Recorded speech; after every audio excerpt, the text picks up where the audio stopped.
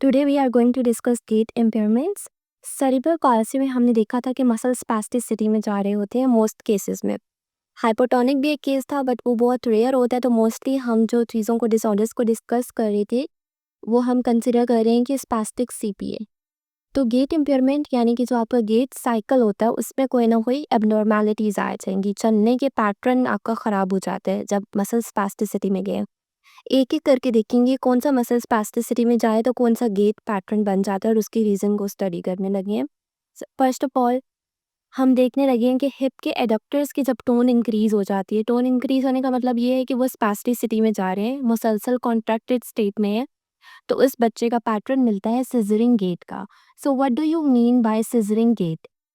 As you can see here, यहाँ पर आपके सारे एडक्टर्स हैं और हिप के जो एडक्टर्स होते हैं इनमें 5 ग्रुप ऑफ मसल्स आते हैं। बस आपको ये याद रखना है कि जो थाई के इनर साइड पे जितने भी मसल्स अटैच हो रहे हैं ना, वो आपकी एडक्शन करवाएंगे। अब क्या होगा जब ये सब मसल्स स्पैस्टिसिटी में चले जाते हैं, तो हम देखते हैं कि यहाँ पर ये अपने ओरिजिन के करीब फीमर जो है उसको पुल करेंगे, ठीक है। स्पैस्टिसिटी का क्या मतलब था कि वो शॉर्ट हो गया मसल।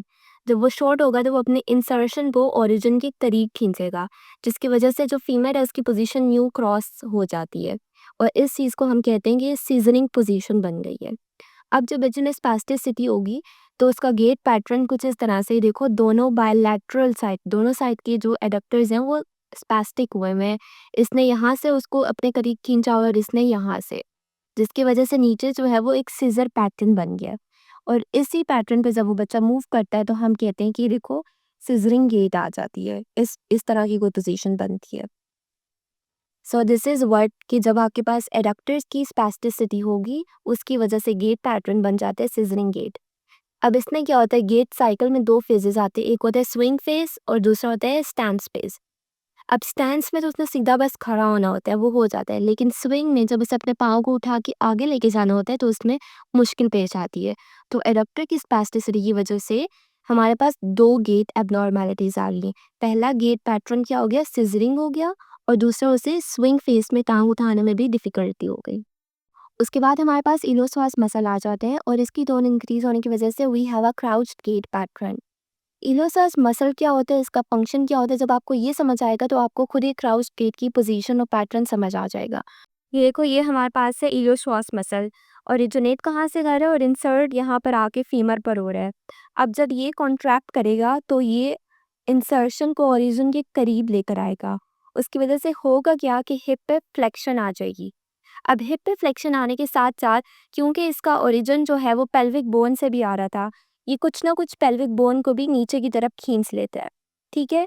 अब जब ये पेल्विस नीचे की तरफ आता है तो इसको हम कहते हैं कि एंटीरियर पेल्विक टिल्ट हो गई है, ठीक है। तो 2 चीज़ें आ गई, एक तो हिप फ्लेक्शन में चला जाएगा आपका और पेल्विस आगे की तरफ टिल्ट हो जाएगी।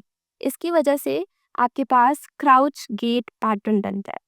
अब इसमें देखो, इसका पेल्विस जो है वो इंटीरियर टिल्ट हुआ हुआ है, हिप फ्लेक्शन में जा रहे हैं और इसको कंपनसेट करने की वजह से उसके बाकी जॉइंट्स भी ये मूवमेंट अपनी ख़राब कर रहे हैं और ऊपर से लंबर जो है वो भी लॉर्डोसिस में जा रही होती है।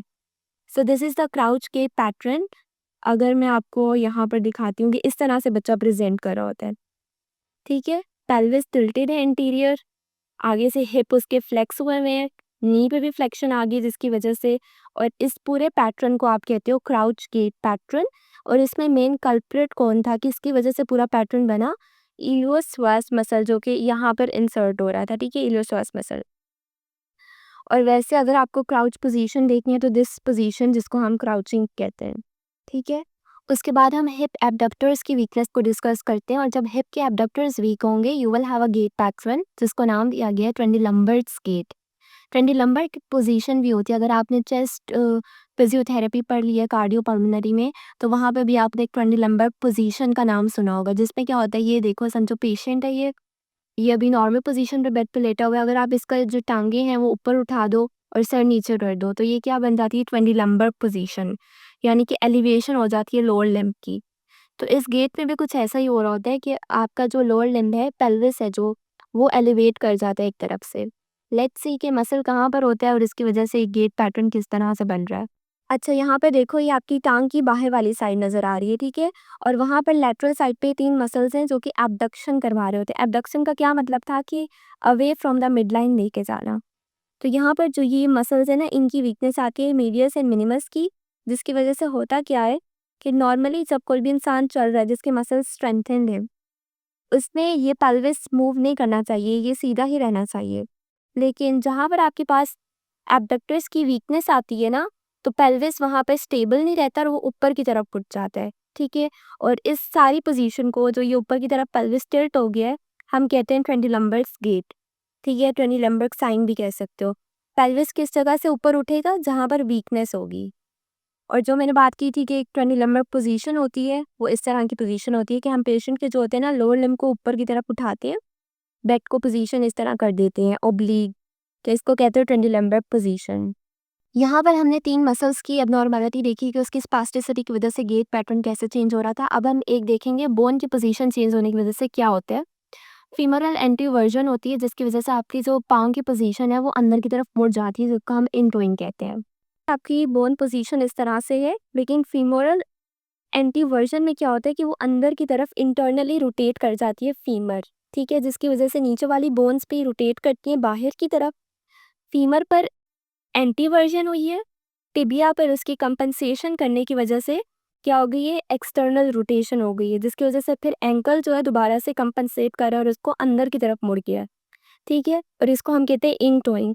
इसी के ऑपोजिट सिचुएशन कर दो तो आउट टोइंग हो जाती है। बट सीपी के केस में हमें क्या देखने को मिल रहा है, in toeing of the toes. Joint पर देख लेते हैं, वहाँ पे मसल्स की स्पैस्टिसिटी की वजह से क्या हो रहा है। सबसे पहले उसने हैमस्ट्रिंग की रेंज ऑफ मोशन का बताया है। जब ये रेंज कम हो जाती है, then again we have the crouch gait pattern. ऊपर हमने देखा था कि इलियोश्वास की टोन इंक्रीज हो रही थी, तो प्यूडी क्राउच गेट था।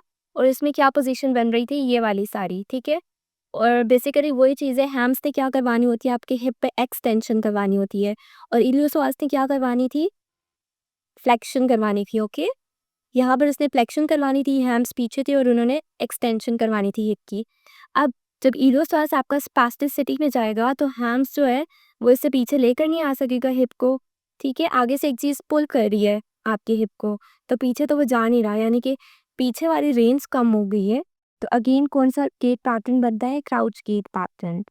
नेक्स्ट सिनेरियो नी पर बनता है कि आपके पास हैमस्ट्रिंग एंड क्वाड्रिसेप्स की को कॉन्ट्रैक्शन हो जाए। अब को कॉन्ट्रैक्शन का मतलब है कि दोनों मसल्स एक साथ ही एक ही टाइम पर कॉन्ट्रैक्टेड स्टेट में चले गए हैं। अगर आप इनकी पोजीशन देखो, बॉडी में क्या बन रही है, क्वाड्स जो हैं वो थाई के फ्रंट पर हैं और हैंड्स जो हैं वो थाई के बैक पर हैं, यानी कि बिल्कुल ऑपोजिट फंक्शन था इन दोनों का। और ये दोनों ही कॉन्ट्रैक्टेड स्टेट में चले गए हैं, जिसकी वजह से अब ये जो जॉइंट है इस पे मूवमेंट बिल्कुल लिमिटेड हो जाएगी। इसकी दोनों एक दूसरे को कैंसिल आउट कर देंगे और यहाँ पर कोई भी मूवमेंट प्रोड्यूस नहीं होगी, जिसकी वजह से हम कहते हैं कि स्टेप नी हो गया, एक जगह रुक गया है आपका नी। नॉर्मल गेट पैटर्न में क्या होता है कि नी आपका फ्लेक्शन में जा रहा होता है, एक्सटेंशन में जा रहा होता है। क्यों? क्योंकि एक टाइम पर एक मसल कॉन्ट्रैक्ट कर रहा था, या आगे वाला या पीछे वाला। इसमें दोनों मसल कॉन्ट्रैक्टेड हो गए हैं, तो नी एक ही जगह रुक गया, जम गया, जिसको हम स्टेप नी गेट पैटर्न बोलते हैं। एंकल जॉइंट, और एंकल जॉइंट पे हम देखेंगे गैस्ट्रोसोलियस मसल था मेन इंपॉर्टेंट मसल, वो स्पास्टिसिटी में जाता था। यू हैव टो वॉकिंग, जिसको आप इक्विनस डिफॉर्मिटी भी कह रहे थे। Then we have bones. अगर बोन्स पे कौन से थे, अगर हम एंकल जॉइंट को देखें तो मेन यहाँ पर टिबिया एंड फिबुला आ रही होती ना। अगर टिबिया की इंटरनल टॉर्शन हो जाए, क्या मतलब है कि वो अंदर की तरफ रोटेट कर गई है, तो नीचे जो पूरा पाँव है वो भी इन टोइंग में चला जाता है। और उसके ऑपोजिट सिचुएशन हो कि वो एक्सटर्नल टॉर्शन में चली गई है, बाहर की तरफ रोटेट हो गई है, तो पूरा पाँव बाहर की तरफ मुड़ जाएगा, जिसको हम कहते हैं आउट टोइंग। यही हमने ऊपर भी एक चीज़ पढ़ी थी, लेकिन उसमें थोड़ा सा डिफरेंस था कि इसमें फीमर आपके पास पोजीशन चेंज कर रही थी, जिसकी वजह से ऑपोजिट मूवमेंट आ रही थी टिबिया पर, और फिर एंकल पर फिर दोबारा ऑपोजिट मूवमेंट आती थी। तो ये थोड़ा सा डिफरेंट कॉन्सेप्ट है, इसको आपने याद रखना है। उसके बाद एंकल पर आ जाती है वेरिस एंड वाल्गस डिफॉर्मिटी, जिसकी वजह से गेट में आपके पास इंक्रीज एंकल की स्टोपिनेशन या प्रोनेशन देखने को मिल रही होती है। अगर हम देखते हैं कि देखो आपके एंकल जो है यहाँ पर वेरिस डिफॉर्मिटी में गया हुआ है, और उस वेरिस डिफॉर्मिटी की वजह से यहाँ पर ये अंदर की तरफ मुड़ गया है, और इस मुड़ने को, इस मूवमेंट को आपके कहते हैं सुपिनेशन, यानी कि वेरिस डिफॉर्मिटी में सुपिनेशन इंक्रीज हो जाती है। और इसी का ऑपोजिट वेल्गस होता है। वेल्गस में क्योंकि वो बाहर की तरफ मुड़ जाता है, तो वी हैव टू से कि प्रोनेशन इंक्रीज हो गई है। दैट ऑल आपकी सारी गीट इम्पेयरमेंट्स ही थी। पालसी में कुछ एसोसिएटेड डिसऑर्डर्स भी होते हैं लाइक सेंसरी, विजुअल और इसके अलावा बहुत कुछ है और ये सब आपकी बुक पे लिखा हुआ है, बट उसमें ना बहुत ज़्यादा एक्स्ट्रा चीज़ें मेंशन है रिसर्च वगैरह की, जो कि आपको इंपॉर्टेंट पॉइंट भी नहीं समझ आता। उसमें तो मेरे बुलेट्स में ना सारा लिखा हुआ है, बट इसकी मैं वीडियो नहीं बना रही क्योंकि पेपर में इतना ज़्यादा इसमें से कुछ भी नहीं आता। If you want this note तो आप मुझे इंस्टाग्राम पे मैसेज कर दो, मैं आपको वहाँ पर ये नोट्स प्रोवाइड कर दूँगी।